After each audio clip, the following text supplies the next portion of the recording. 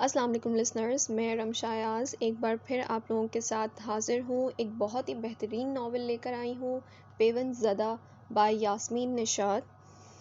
انشاءاللہ آپ کو یہ ناول ضرور پسند آئے گا۔ معذرت کے ساتھ میں اپنی کچھ ذاتی مصروفیات کی وجہ سے جلدی جو ہے وہ ویڈیوز اپلوڈ نہیں کر پا رہی تھی، بٹ اب انشاءاللہ میں اس کو جو ہے وہ پریکٹس میں لے کر آؤں گی، روز ڈالوں گی، میری پوری کوشش ہے، اور انشاءاللہ آپ لوگوں کو یہ ناول ضرور پسند آئے گا۔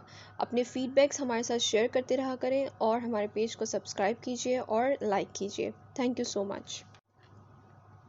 پیون زدہ بائے یاسمین نشاط۔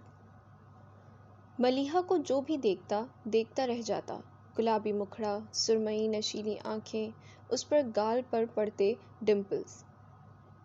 حسن رب نے دیا، نزاکت اس نے سیکھ لی تھی، اوپر سے ہر وقت نک سک سے تیار بولتی تو گویا پھول جھڑتے، ہنستی تو سارے جہان میں رونق پھیل جاتی۔ مہندی، چوڑیاں، خوشبو گویا اس کی ذات کا حصہ تھیں۔ گورے گورے ہاتھ پر مہندی یوں کھلتی جیسے عشق ہو۔ کوئی کہتا جس پر مہندی کا رنگ یوں کھلے اس کا میاں بہت پیار کرتا ہے، کوئی کہتا سانس جان چھڑکتی ہے۔ وہ ساری باتیں ہنستی کھلکھلاتی رہتی، ہر وقت یوں تیار پھرا کرتی جیسے کہیں جا رہی ہو۔ جو کوئی پوچھ لیتا تو ترنت جواب آتا، خوابوں کے دیس جا رہی ہوں۔ بے فکر بے نیازی اس کی ذات میں یوں رچے تھے گویا وہ کسی سلطنت کی شہزادی تھی۔ شہزادی تو رفاقت نے اسے بنا کر ہی رکھا تھا۔ 4 بھائیوں کی ایک لوتی بہن، سب اس کے ناز نخرے اٹھاتے تھکتے نہیں تھے۔ اماں نے جو حقیقتاً سوچ رکھا تھا، ان کی شہزادی کو بیانے کوئی شہزادہ ہی آئے گا، اور اس شہزادے کے انتظار میں وہ بڑے دنوں سے گن کر گھڑیاں گزار رہی تھیں۔ ملیحہ کی عمر کی لڑکیاں اگرچہ اس کی سہیلیاں تھیں، لیکن اندر ہی اندر اس سے جلتی تھیں۔ اس کی خوبصورتی، رکھ رکھاؤ کے تانے فرداً ہر لڑکی کو اس کی ماں سے گاہے بگاہے سننے کو ملتے رہتے تھے، اور اس کا بدلہ وہ اس کے لیے دل میں کینہ رکھ کر لیا کرتی تھی، اور وقتاً فوقتاً باتوں میں شوگر کوٹنگ گولیاں وہ ملیحہ کو کھلاتی رہتی تھیں۔ لیکن ملیحہ دل کی صاف تھی، ہنس کر ٹال دیا کرتی تھی۔ اس روز وہ نہا کر نکلی تو اماں کو گھر کی چیزیں عجلت میں سیٹ کرتے پایا۔ یا اللہ خیر! اس نے الماری میں رکھا کلون اسپرے کیا، چہرے پر کریم لگائی، آئینے میں مہندی لگے ہاتھ دکھ رہے تھے۔ رات جو اس نے حمیرہ سے مہندی کا نیا ڈیزائن بنوایا تھا، اس کا رنگ زیادہ نہیں چڑھا تھا۔ وہ سوچ رہی تھی آج ایک کوٹ اور مہندی کا لگوا لے تاکہ مہندی کا گہرا رنگ چمک اٹھے۔ ملیحہ! اماں اندر داخل ہوئی تھیں۔ ان کے پکارنے کے اسٹائل سے وہ سمجھ گئی تھی کہ اگلی بات کیا ہوگی۔ وہ مڑ کر استفہامیہ نظروں سے انہیں دیکھنے لگی۔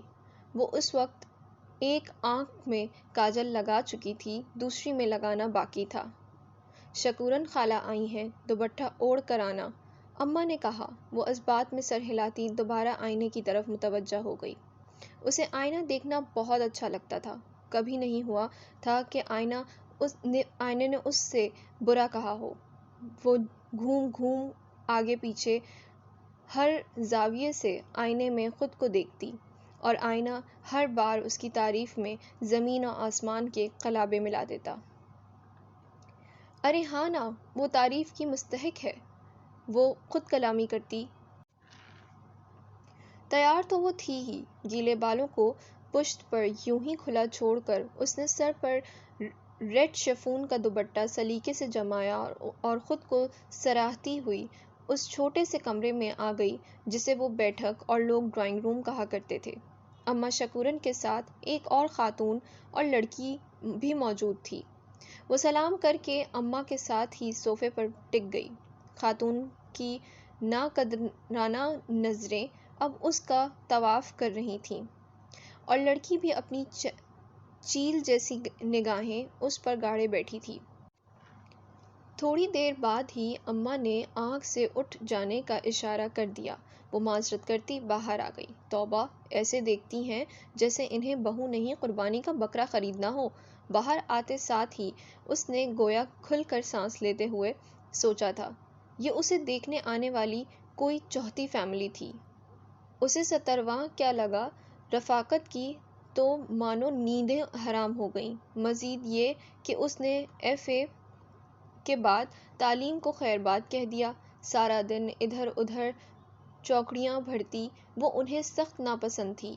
وہ لوگوں کی کوئی بات سننا گوارا نہیں کرتی تھیں، اس لیے ملیحہ کے حسن سے خوف زدہ تھیں اور چاہتی تھیں جلد ہی اس کے جوڑ کا رشتہ ملے اور وہ عزت سے اسے اپنے گھر کا کرے۔ خالہ شکورن نے بڑی تعریفیں کی تھیں، اچھی امیر فیملی، لڑکا اچھی پوسٹ پر، مختصر سا خاندان، انہیں بس خوبصورت لڑکی درکار تھی۔ حسن سیرت ہوتی تو سونا نہ سونے پہ سہاگا ہوتا۔ وہ لوگ جاتے ہوئے امید کا دیا ان کے ہاتھ تھما گئیں۔ انہیں ملیحہ بہت پسند آئی تھی، بس وہ لڑکے کی مرضی جاننا چاہ رہی تھیں، اور اس میں بھی انہوں نے بہت دن نہیں لیے۔ 1 ہفتے بعد ہی انہوں نے منظوری کی سند دے دی۔ رفاقت کے دل میں خوشی کے پھول کھل اٹھے۔ وہ اسٹیٹس میں اگرچہ ہم پلہ نہ تھیں، لیکن انہوں نے پھر بھی ملیحہ کو ٹرک بھر کر جہیز دیا تھا۔ انہوں نے بہت کچھ بنا رکھا تھا ملیحہ کے لیے۔ ملیحہ کو بھی حاشر کی تصویر پسند آئی تھی، جو کہ ادھر سے بھجوائی گئی تھی۔ 2 پیس میں حاشر صاحب بھی دمک رہے تھے۔ کسی نے تعریف کی، کسی نے دل جلانے والے ریمارکس دیے، پھر بھی شادی ہو گئی تھی۔ مہندی اور بارات اس طراق سے آئی کہ محلے والوں نے دانتوں تلے انگلیاں دبا لیں۔ یوں لگ رہا تھا جیسے حقیقت نہیں ڈرامہ ہو۔ اب تو سب کو ہی ملیحہ کی قسمت پر رشک آنے لگا۔ شہزادی کو بیاہنے واقعی شہزادہ آ گیا تھا۔ وہ دلہن بنی قیامت ڈھا رہی تھی۔ کوہنیوں تک مہندی کی بیل بوٹے اس نے خود شوق سے بنوائے تھے۔ سب نے کیسی تعریفیں کی تھیں۔ سرخ لہنگے میں وہ کھلی پڑ رہی تھی۔ رخصتی ہوئی۔ رفاقت کا گھر سونا ہوا اور رونق حاشر میاں کے کمرے میں جا اتری۔ حاشر میاں دیکھ کے چونکے تھے۔ دلہن بیگم بات بے بات ہنستی ہیں۔ دلہن بیگم کے ہاتھوں پر کھلی پڑی مہندی، نیل پالش سے رنگے ہاتھ، انگوٹھیوں سے میزن انگلیاں دلہن کے خوبصورت ہونے کا پتہ دے رہی تھیں۔ حاشر میاں خود کیا کسی سے کم تھے، اور مغلوب ہونا تو انہوں نے کسی سے سیکھا ہی نہ تھا۔ اسی احساس کے تحت انہوں نے کمرے میں آتے ہی جو بیان جاری فرمایا سن کر دلہن بی نے خود ہی گھونگھٹ الٹ لیا۔ حیرت بھری سرمئی آنکھیں حاشر میاں پر یوں گڑی تھیں جیسے ابھی تڑاتڑ فائر ہی دے ماریں گی۔ میں نے کہا، اچھے خاصے صاف ستھرے ہاتھ مہندی سے خراب کرنے کی کیا تک بنتی تھی؟ بات دہرائی گئی۔ ملیحہ نے اپنے بے تحاشا خوبصورت ہاتھوں کو دیکھا۔ وہ تو سمجھ رہی تھی حاشر اس کی مہندی بھرے ہاتھ تھام کر تعریفوں کے پل باندھ دے گا، اور شاید ہاتھ تھامے تھامے وہ عمر ہی بتا دے گا، اور ادھر جیسے کسی نے غبارے میں کیل گھسا دیا ہو۔ وہ اب بھی بے یقینی سے حاشر کو دیکھ رہی تھی۔ اب حاشر کو سجی سنوری دلہن خوبصورت تو لگ رہی تھی، لیکن اس کے اندر کا خود پرست مرد اور اماں کی پوٹلی۔ مجھے آج تک سمجھ نہیں آئی اتنا میک اپ اور زیور کیوں لاد لیتی ہیں لڑکیاں اپنے اوپر۔